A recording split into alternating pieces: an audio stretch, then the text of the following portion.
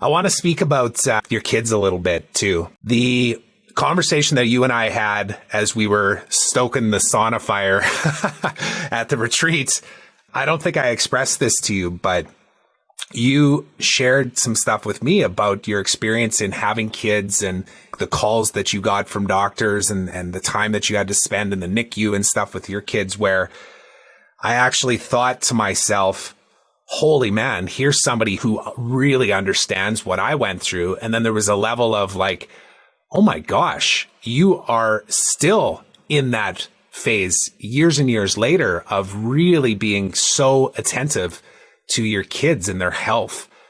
Whereas with me and my wife, we had a scare for a good 4 months where we weren't sure if our son would survive because he was only a pound and 3 ounces when he was born. So we spent the first 4 months in the NICU with him.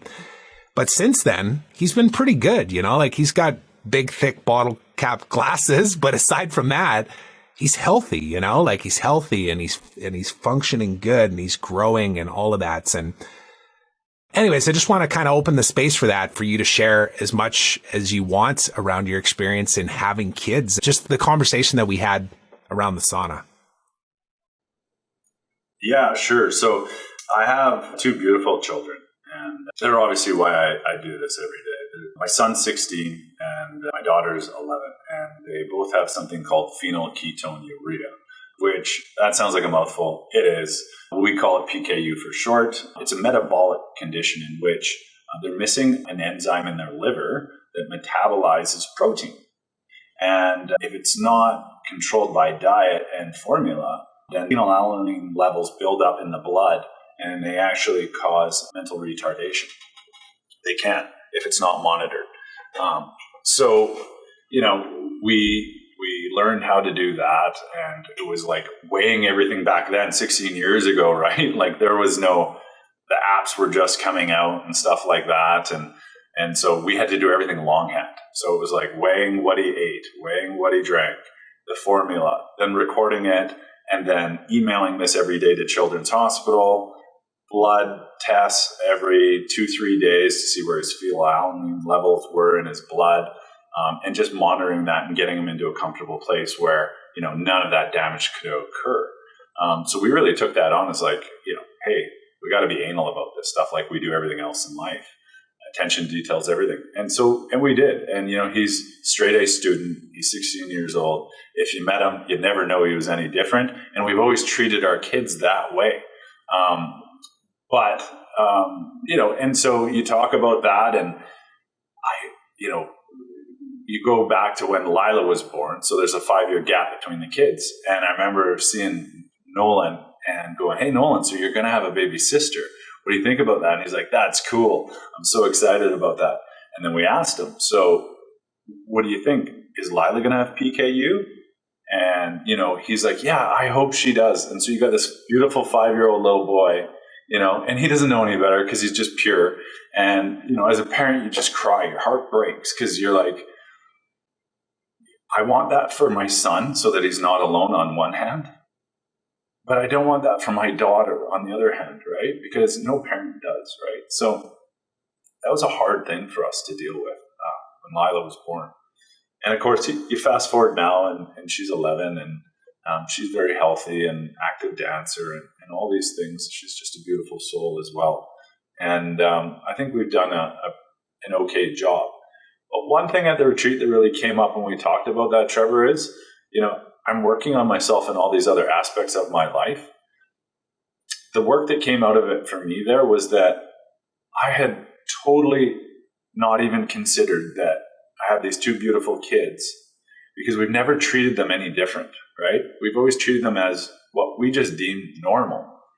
And never making a big deal about them having PKU because not trying to draw attention to it for their own sake, as well as just allowing them to mesh in with everybody else. And because there's a lot of fear, between other kids and, oh, what is that? That's weird and things like that. And those comments would be made. And, you're a mama and a daddy bear. You're going to protect your kids to some degree. So But in doing that and protecting them and not treating any different like that, I think what I came to learn is like, that's the next thing I need to work on as a person, is really just go back to that trauma that happened and then happen again. Because to have 2 kids with it, they were shocked. Like it was the equivalent of the Powerball lottery is the analogy that they gave us at Children's Hospital. Like this never happened. So, and I think why did it happen to Brandy and I? Because we can handle it, because we can deal with it. But I think, again, going back to the retreat, it's just being more aware of my children with this and how they're having to deal with it on a day-to-day. And that is the beautiful thing that came out of that last weekend is just I came home with such a new, renewed point of perspective on how to treat them and I don't know, just to be a better parent overall if I can be and be more aware. Well, I'm glad we got to have that part of the conversation because that was another big thing that I saw you experience at the retreat, but also it was also the gift I think you gave everybody else too, which was we are all there to work on ourselves and to spend that selfish me time that we deserve.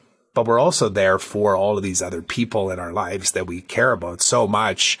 And we want to help so badly because we are committed, conscious creators of our reality.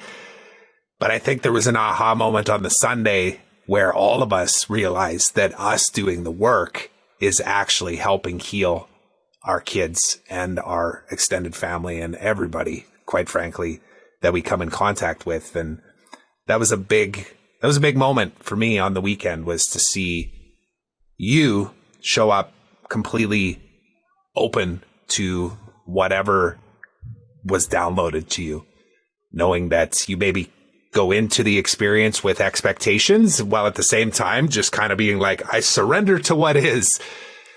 But there's a difference between saying that and actually doing it, and really completely surrendering to like, oh shit, that's why I'm here. And I saw that in you. And that was a gift that you gave to everybody else. I just wanted to acknowledge you for that, man. Cause your vulnerability and your ability to, let the emotions be right on the sleeve and be a big, like, dude, you're bigger than me and I'm pretty big dude, like to see somebody that shows up with that kind of vulnerability and honesty, it inspires me. It really does. And, I want to spend more time with people like that. That's what I was craving 6 months ago, was to attract people like you into my life. So yeah, just want to acknowledge you for that, man. I appreciate you. That's super kind, Trevor. I'm humbled by that. Thank you.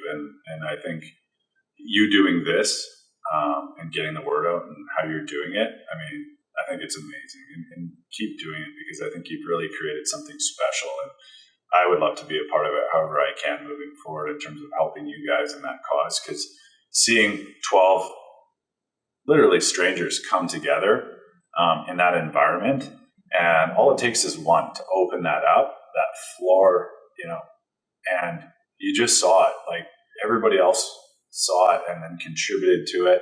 And I think, everyone went back to their day to day, but I think everybody went back to their day to day with a different mindset. And I think that's amazing. So if we can be 1% better to our children, to our spouses, to our partners, to our coworkers, to strangers,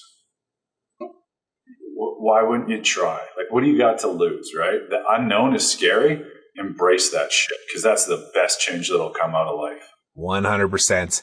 Well, and we will definitely be continuing down this journey and integrating and everything and finding the space and time to be able to connect and see how we can all support and elevate each other.